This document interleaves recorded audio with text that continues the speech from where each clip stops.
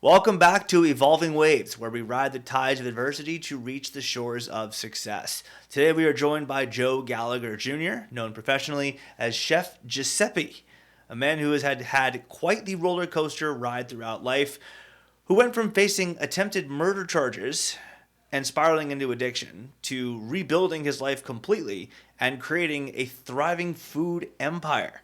His journey is a testament to the power of redemption and the idea that no fall is a fall that's too far from grace. Join us today as Joe shares his inspiring story of hitting rock bottom and rising above it. A story that is sure to motivate anyone who is facing their own challenges to believe in second chances and redemption. Before we get into his story, we want to quickly shout out our sponsor. Today's podcast is brought to you by Stingray Branding, a national lead generation-focused marketing agency that helps businesses generate an ROI from their marketing efforts, including web design, social media, Google search, email, automations, and more. Learn more about them at stingraybranding.com. With that said, Joe, we're so happy to have you today. Welcome. Thank you so much. It's an honor and it's a privilege. Absolutely. Yeah, we're so thrilled to have you here taking the time to share your story with us. Before we get into the details of it, we do have to give a quick disclaimer. There's going to be a lot of heavy stuff in this episode today. In fact, all three of them, just like with Megan Brown, who actually introduced us to each other, we saw that there was so much to your story that we decided to make it a three-part trilogy. So throughout the three parts, there's going to be some heavy stuff, but especially in this first one, things are going to get heavy. So want to shout out the National Suicide Hotline. That's 988lifeline.org. Just dial 988-SUICIDE to talk in further detail and see for yourself that hope and help is available to you. So with that said, let's get into the crux of our episode. Joe, let's go back, and I mean way back, to your early days. What's life like growing up in New Haven? I come from a good family, but it was, kind of on the rocks. My father wasn't too stable, and there's some violence and stuff like that, and I always kind of felt out of place, a little different, a little awkward socially, and we moved around a lot, so, I always had to keep reinventing myself, basically, different groups of friends, so I quickly became a chameleon of sorts, but that experience has led to my adaptability and everything else that I faced moving forward, So a bit of a chameleon with aspirations for a music career. Tell me about that. Yeah, so my uncles and cousins, I can remember vividly on Sundays in New Haven at my grandmother's house. She'd be cooking a sauce, and they'd be in the living room jamming on guitars, smoking weed, and all that kind of stuff. And I was like drawn to that like a moth to a flame. I just wanted to someday be able to play with them. So here I am, 8 years old at that time. And then eventually at the age of 15, I picked up a guitar and really started, working hard at trying to get to the level where I could perform with them. Nice. And you got pretty close to getting a Grammy. So what did that moment mean to you? What did that journey mean to you? And how did that set the stage for your future? Yeah, so I picked up the guitar at 15, started doing live shows at about 17, 18, started hosting open mics, and at George's 2 restaurant in Wallingford, Connecticut, I actually booked a band that was consisting of original members of the Wailers. So, and having that, being in that environment, I just was just so enamored by it, and I kept pushing. I ended up writing about 2,500 songs in 10 genres. So then in 2017, this is way later, but I was working with OB from the Hitmasters, which is LL Cool J's godson. So he works with a lot of rappers, but we put together a rock-infused album called Side Effects, and I was on a ballot for Best New Rock Artist for the 2017 Grammy nomination. 2017, yeah, 8 years ago, not that long ago. A series of traumatic events then befell you, to say the very least, including a kidnapping in the Bahamas, a severe accident, and attempted murder charges. So tell me what in the world happened, and then on top of that, how do each of these things impact you mentally? The fact that I'm even smiling right now about this is crazy to me. So I was 21 years old. I just got married. I'm on my honeymoon with my first wife in the Bahamas, and I get off the boat. It's 8 o'clock in the morning, and there's a guy betting the tourists $100 to outdrink him. So this is a cruise you're taking. Yeah. Okay. So I get off the cruise ship. I'm on the beach, 8 o'clock in the morning. I took the bet, $100, no problem. I could drink with the best of them. Well, 22 shots later of some rum, and I think it was like 100 proof. I was blackout drunk, and I found myself at the Hard Rock Cafe at about 11, and my wife's inside. We're doing brunch. I go outside for a cigarette, and she was so against me smoking weed, but every chance I got, I was going for it. Well, a guy came by, said, "Hey man, you want some ganja?" I'm like, "Yes," and I just went, knee-jerk reaction.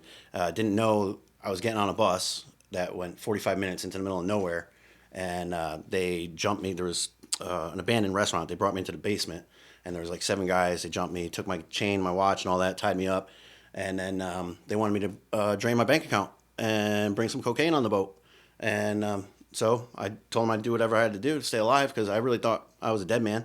And so 2 guys, we left the restaurant. 2 guys took me to the bank, and I came to. I had a moment of clarity where I saw it was a one-way street that they went down, and it was a real narrow street. So as soon as they pulled up to the bank, they let me out of the car, and I ran the opposite way. So they had to go all the way down to be able to turn around. And I started, I'm a fast runner. In high school, I did like 4-minute and 30-second mile. So I'm weaving in and out of neighborhoods, and there happened to be a cop waiting or at a clothing store who was already looking for me because they held the boat in port for 8 hours, which doesn't really happen. Usually they just, consider that person, whoever gets, in a situation like that, they're dead, So statistically, I am lucky to be alive. So yeah, I got follow-ups to that. All right, so you're on this cruise ship, you get off, and you're bet that you cannot outdrink someone. Does this person, this is a local, yeah, is this person in any way tied to the people that? I don't know. I have no idea. I was definitely a mark though, for sure. When that guy approached me outside the Hard Rock, it wasn't an accident. I mean, he knew what they were about to do. And I looked like an easy target.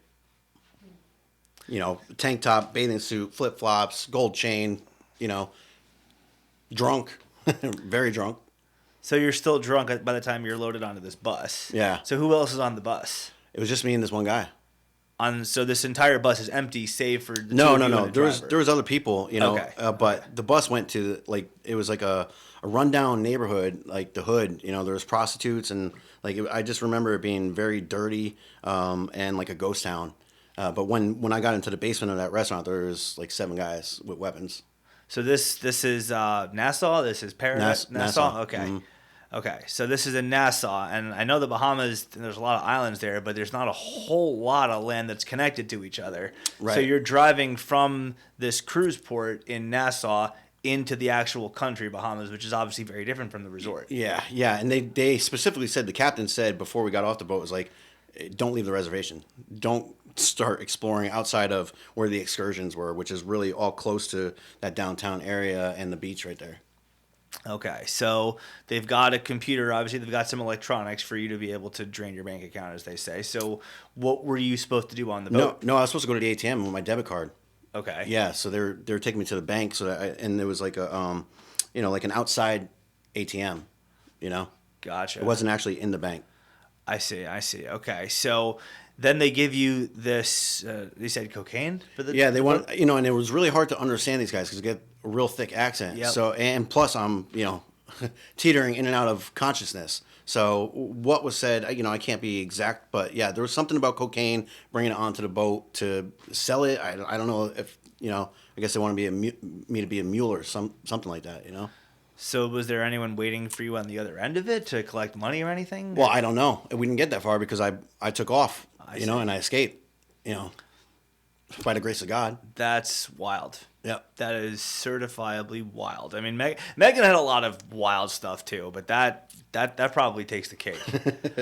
Yeah, and you know, that should have been enough to like realize I got a problem with alcohol. Like alcohol's getting me some pretty tight situations, and no, it took another 7 years before I walked into my first meeting.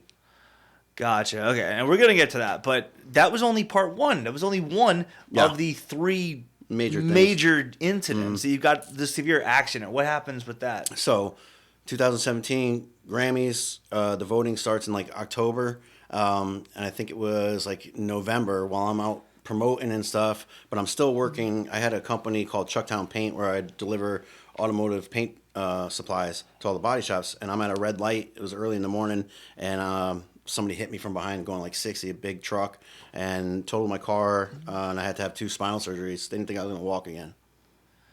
Didn't think you were gonna walk again. You obviously did. Yeah. How long before you were able to walk again? It was about 2 months, I want to say 2-3 months of recovery, but I still had no feeling in my hands, and my music career was at that point pretty much over because I couldn't play guitar and they cut through the front of my neck, so I moved my vocal cords and my singing just wasn't the same anymore. And plus at that point too, I had been so burnt out by the industry, and trying, grinding and hustling and trying to make a name for myself, and then I got so close, but I was living so fast. I think God had to stop me in my tracks. I was gonna die young, because I was doing cocaine at that point. I was doing all kinds of stuff, Yeah. So there is an addiction, I guess, to cocaine. Everything. I got the addiction of more. If it makes me feel good and outside of myself, I want it. Money, power, women, whatever. Yeah. Yeah, I mean these are things that are outside of the three, I guess, the big three instances or incidents in your life. So the third one, attempted murder charges. Yeah. What in the world happens there? So that wasn't long after I got out of the hospital. So I was getting cabin fever. I'm all hopped up on painkillers, Xanax, and all kinds of stuff. And I had to get out of the house. I had to try to feel human again. And I was so depressed and miserable because my life was over and didn't know what I was going to do with myself. So a friend was having a party at a Casey Mulligan's over there on 52 and Rivers Ave, and within 10 minutes I saw a guy who was hammered drunk trying to drive, and being a good Samaritan, I said, buddy, you can't drive. Here I was sober, I was hopped up on pills, but I wasn't drinking, and I was trying my hardest not to drink because I knew drinking was getting me into some stuff. So I took him home, and he invited me in for some 18-year-old bourbon, and I couldn't say no. Went in, and then him and his 300-pound gorilla of a roommate tried robbing me.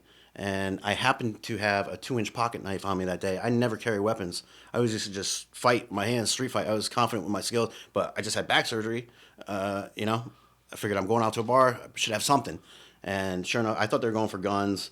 And I held one guy at knife point. I cut him on his arm. I gave him like a little paper cut. But my finger was dangling because I was so scared that I was holding the blade by my hand. Didn't even realize it. So there's blood everywhere. I lost track of the guy that I brought there, and so I'm tussling with the big guy. He goes into the other room, I thought, to get a shotgun or something, and he was calling the cops. Cops show up, and there I am, covered in blood. I got the other guy stripped down naked. I strip searched him to make sure he didn't have nothing on him, And cops show up and charged me with attempted murder.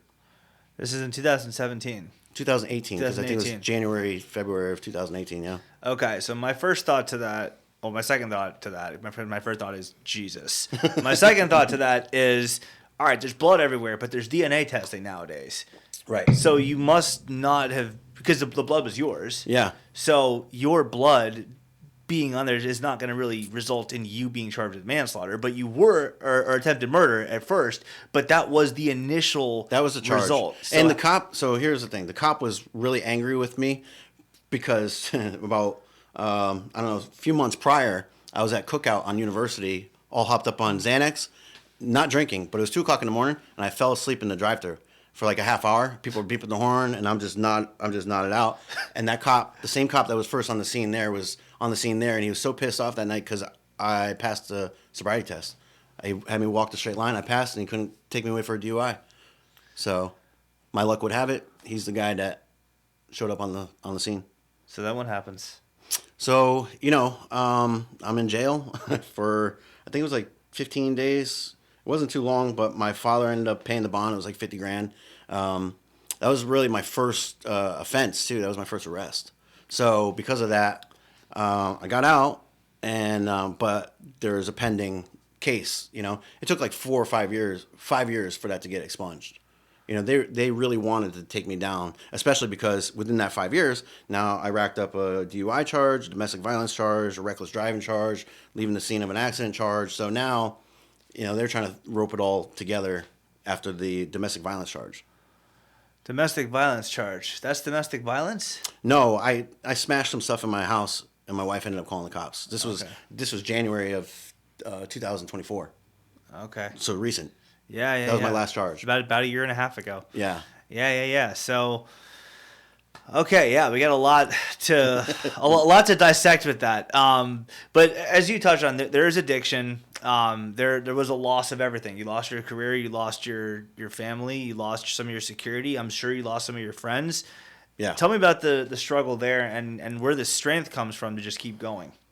You know, I'm resilient, man. You know, I fall down and get back up, and because I think my father's strong will and determination and everything he put his mind to, and you know, I watched him through heroin addiction, and he was an alcoholic too. He cold turkey gave it up at the age of 44, so I knew it was possible, you know, and I seen him start a successful business. I mean, he ended up retiring like 2 years ago, sold 9 companies that he built pretty much from scratch for like 17 million.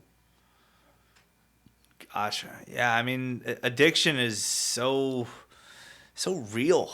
It's so easy to get addicted and so hard to quit. I mean, and it can take any different form. Like there's gambling, there's porn, there's alcohol, there's drugs. I mean, it's so easy to fall into any of those, and it's so hard to quit. So, how did you?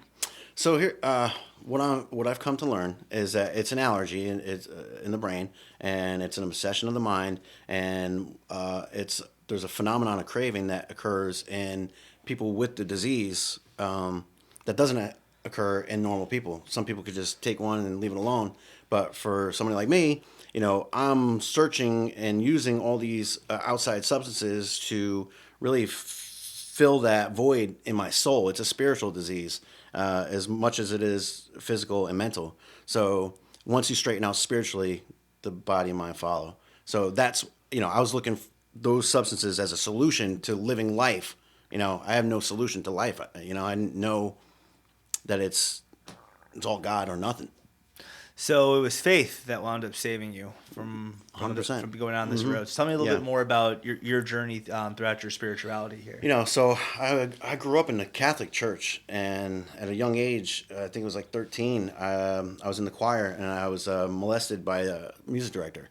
So, you know, I had this battle of, you know, just being on the defense all the time, you know, having this wall up and not letting anybody in too close. So back to like being the chameleon and adapting to surrounding, you know, I would just, if somebody had what I wanted, you know, to make me feel better about who I or what I was, then I would hang with that crowd until, you know, my addictions would ruin those relationships, and I'd move on to the next group, you know?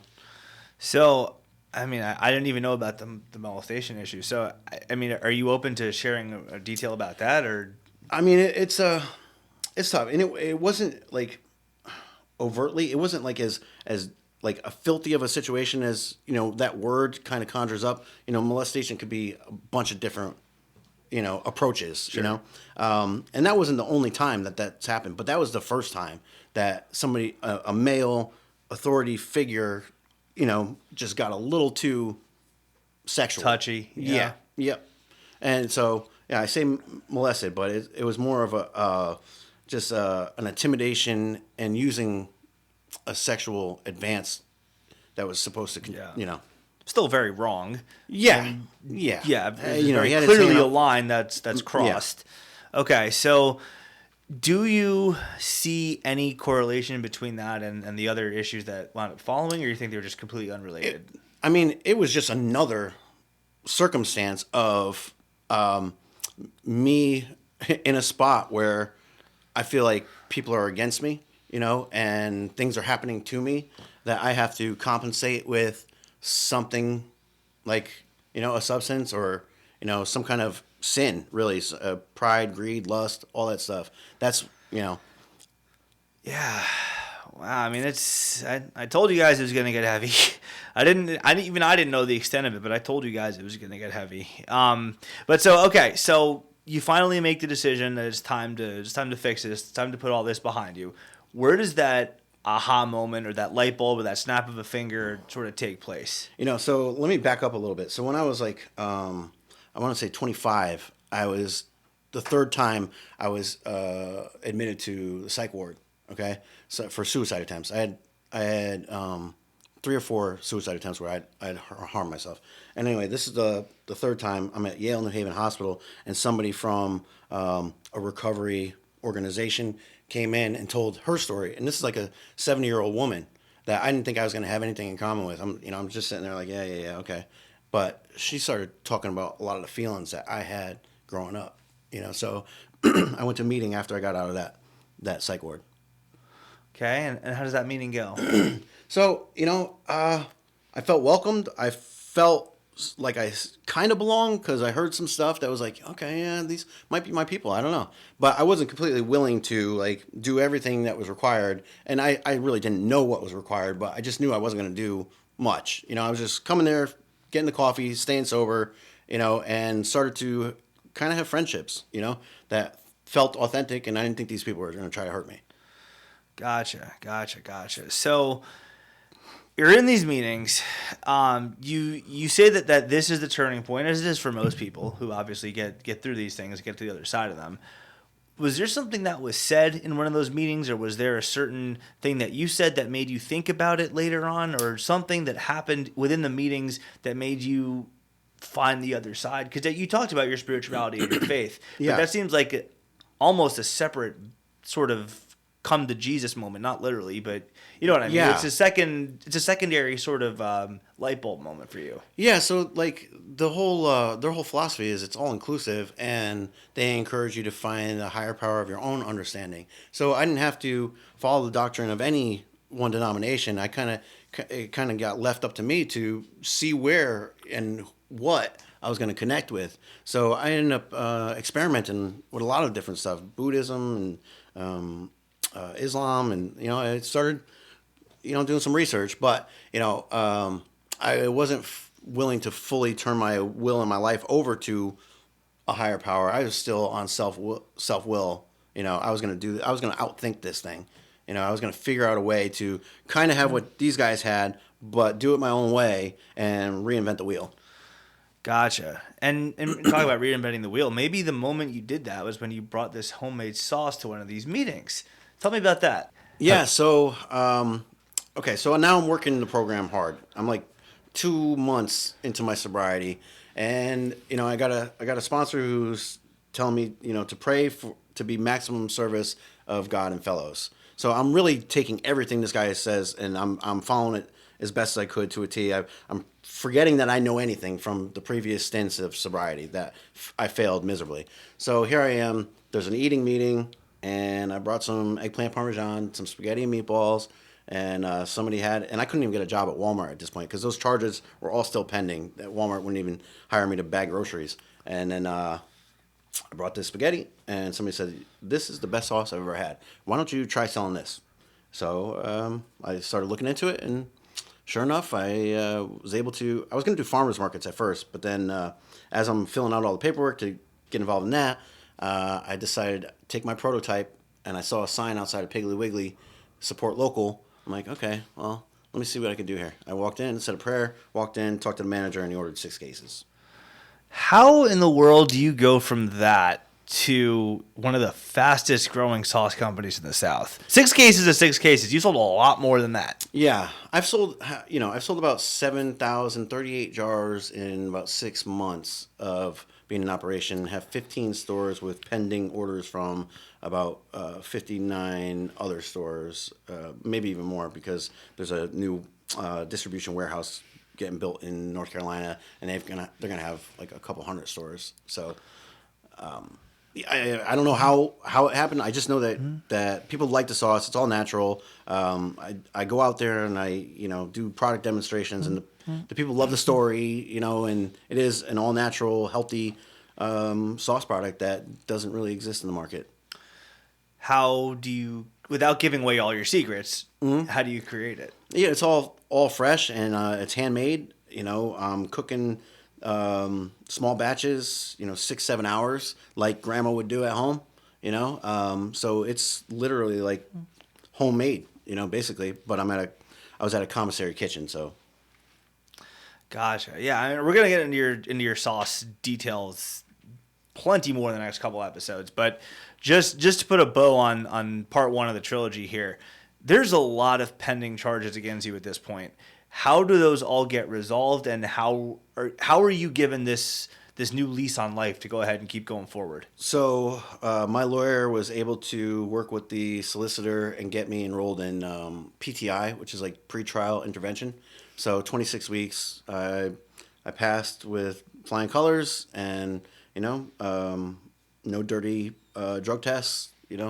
Kept my act together, and they expunged all the charges. Very nice. See, so you do have a clean record until I think you said that about a year and a half ago there was one more incident at your house, and since then you've had no runs with the law. No, and actually, so after completing PTI, all the charges that were pending got dropped. Nice. So truly a new lease on life. Yeah. Clean record, clean blank slate. Yep. I love that. So you did it, Joe. You did it. It didn't look good when you're in that basement in the Bahamas. It didn't look good when you're wrestling with that, as you called it, 300-pound gorilla. And it definitely didn't look good as you were contemplating putting an end to it. Yeah. What do you tell people as someone who was in all those situations, and yet here you are today? No matter how far down the scale you have gone, your experience can benefit others. And when you start living with a new purpose and other people, you have this altruistic mindset, and you start caring about others and the things that you do, and things start to change and surrender. God, I didn't do any of this really. I just put one foot in front of the other. Was willing to, have a new perspective and trust the process of, and trusting my faith, and that's really it. And if it could happen to me, it could happen to anybody. And it's available to anybody. So is faith the answer? Yeah, ultimately, yeah. Yep, in a nutshell. Mm-hmm. It's not one specific kind of faith, though. It's just your faith in there being something above you that you can... That wants the best for us, yeah. It's whether that's Buddhism or Islam or Judaism or Christianity or any of the others, yeah. Right. For me, it was Jesus Christ. That has been... I've been filled with the Holy Spirit. I have something now that I don't want to ever lose, and... I'm afraid of losing it. So I'm going to do everything I can. And it's going to be messy. I'm going to make mistakes. I'm not trying to preach or, get on this moral hilltop, because I'm going to make mistakes. But as long as I don't drink today, I got a shot. I like that. So last question here before we wrap up part one is, how would you define your legacy today in 2025? It's still being written, man. There's a lot coming down the pike, and, I'm just going to keep pushing, and we're going to see what happens. A lot has happened, but there's a lot more to come. So I don't know what my legacy is right now. If I could help one person, that's my goal right now. Well, I would say today you definitely have a very good chance at being the very mantra of our podcast, which is overcoming the tides of adversity to reach the shores of success, because you've already done that. You have done that, regardless of what is still to be written. You have done that. You have reached the other side. We're going to talk about the how a little bit more in the next couple episodes, but you have reached the other side of the alcohol abuse, of a situation where you didn't think you were going to make it out of the basement in the Bahamas or the room with the roommate, a 300-pound guy. You did come out of those. You overcame those pieces of adversity and reached the shores of success, which in this particular case is a very, very tasty pasta sauce that we're going to talk about coming up soon. But for now, that is part one of our series on Joe Gallagher. So as we wrap up today's episode, remember that in the face of adversity, there's always the potential for growth, resilience, and success. And if you don't believe me, look at this guy right here. Joe, we're looking forward to the next couple shows, but we really appreciate you sitting down and talking with us. Thank you so much, Neil. Thank you. Appreciate it. Appreciate it, man. Mm-hmm.